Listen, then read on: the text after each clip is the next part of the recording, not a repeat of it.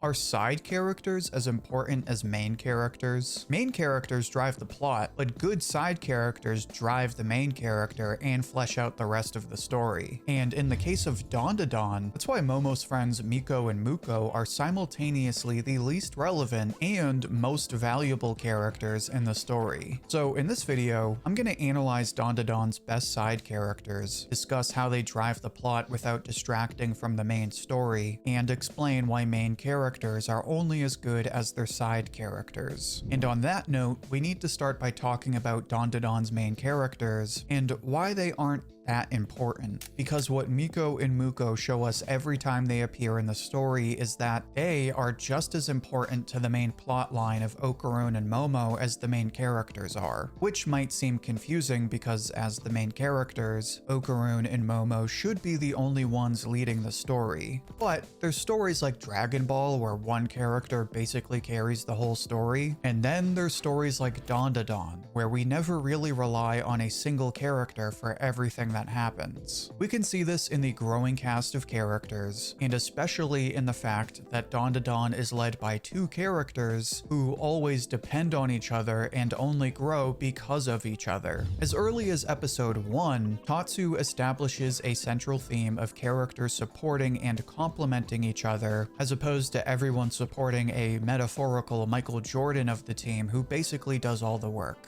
The series is built on the idea that no single person carries the story and everyone needs each other. By doing so, it sets up the story so that every character feels important. But that does create an important problem. If no single character carries the story and every character is important, then wouldn't all the characters feel equally unimportant? Like if everyone is the hero of their own story, then how do you know who the story is really about? It's actually been a recurring discussion for Dandadan fans in the past, as there's been many debates about who the real main character is. Part of that is people not realizing that they both are, but it does support this idea that the main characters need to feel like main characters, or else fans will have a hard time following them. Thankfully, this is why Miko and Muko are so important, because what these two characters show us is that you can have side characters that clearly come second to the main characters, but still feel just as important. Because when we meet these two after Momo gets dumped, they feel like random characters that we'll probably never see again. But then we see them again when Momo meets Okarun. At this point, we still view them as random side characters, but what we don't realize is that this moment sets up a long-running trend of Miko and Muko always making some kind of contribution to each step of Okarun and Momo's relationship.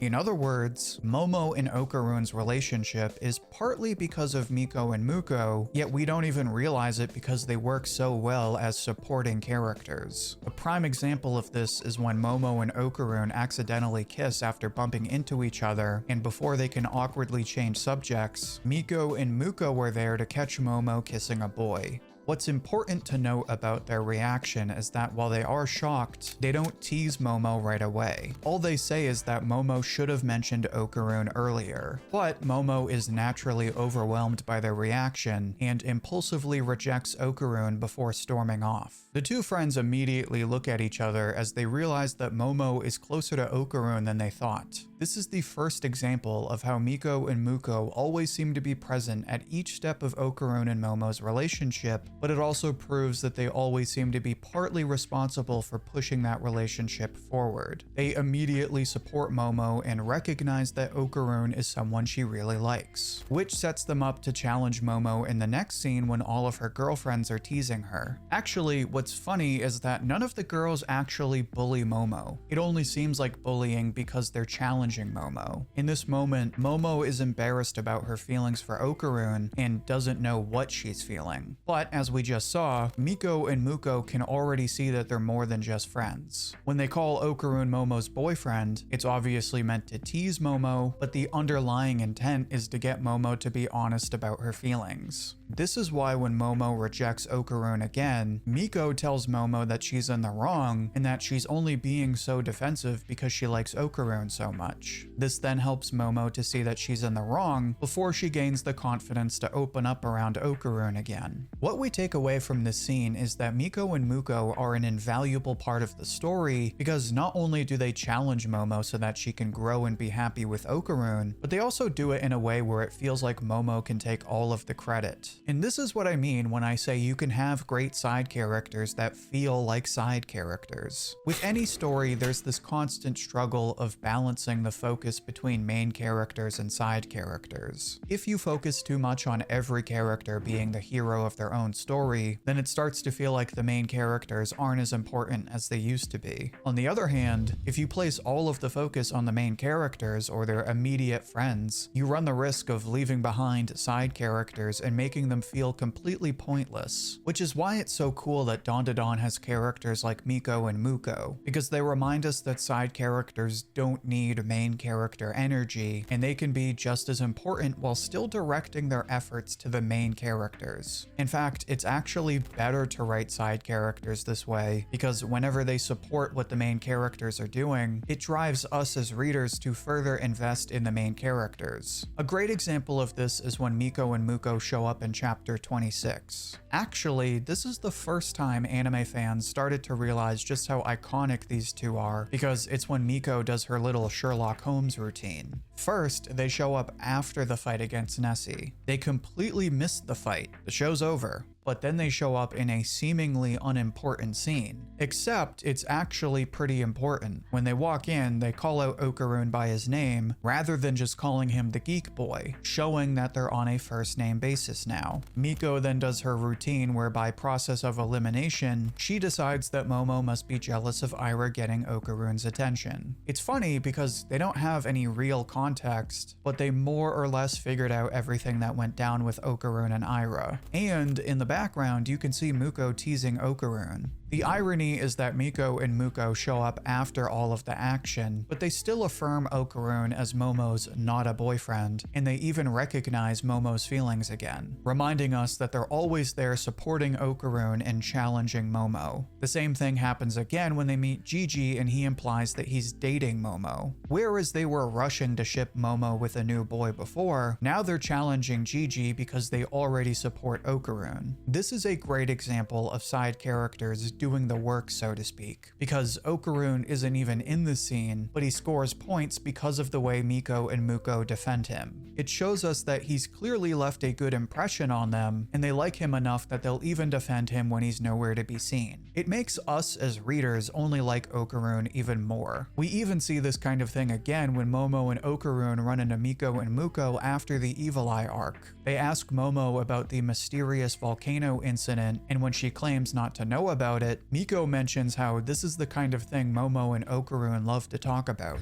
It's a seemingly minor comment, but it stands out as another example of Miko and Muko taking an interest in Okarun. They went from Geek Boy to Okarun to now they even know what his interests are and support them. There's a growing familiarity that happens between Okarun and Momo's friends without him really trying, and it supports Okarun as one of the main characters by showing the kind of influence he has on surrounding characters. They support him even without him really doing anything to win them over besides being who he is. And really, that's the importance of good side characters. The reason side characters are so important is because they support the main characters without distracting from the main characters as they drive the story. And there's no better example of this than the scene at the maid cafe. It starts with Momo declaring she's gonna get a job, to which her friends immediately challenge her by pointing out how she's always quitting her new jobs. But when she claims things are different this time and takes the maid job, Miko and Muko continue to challenge her by dragging Okarun out with them. First of all, they literally drag Okarun out of his comfort zone and take him to Momo's job. They could have just teased Momo on their own, which is actually kind of implied when the other maid says welcome back, suggesting that they've already been here before. But by taking Okarun, this places all of the focus on him, even though they're the ones who orchestrated this whole thing.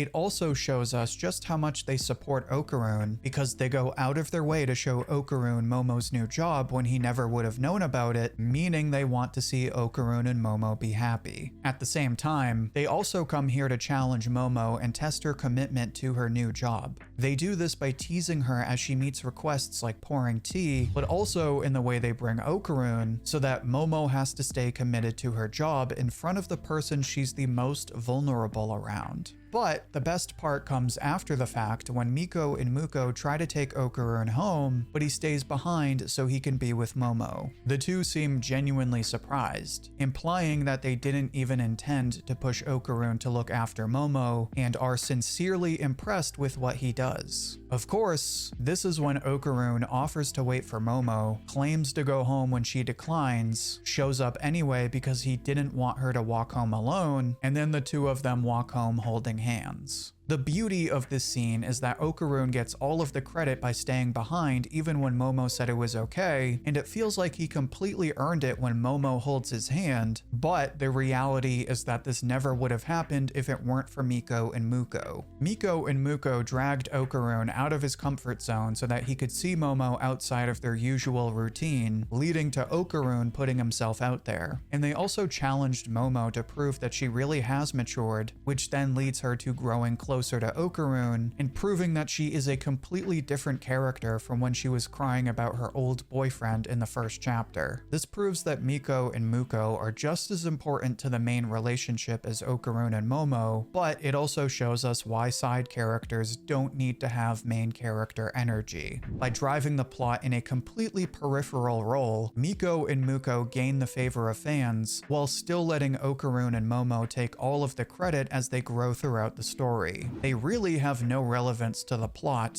but they're a constant in the story that always support Okarun and Momo at every step of their relationship. And that's why every good character needs great side characters.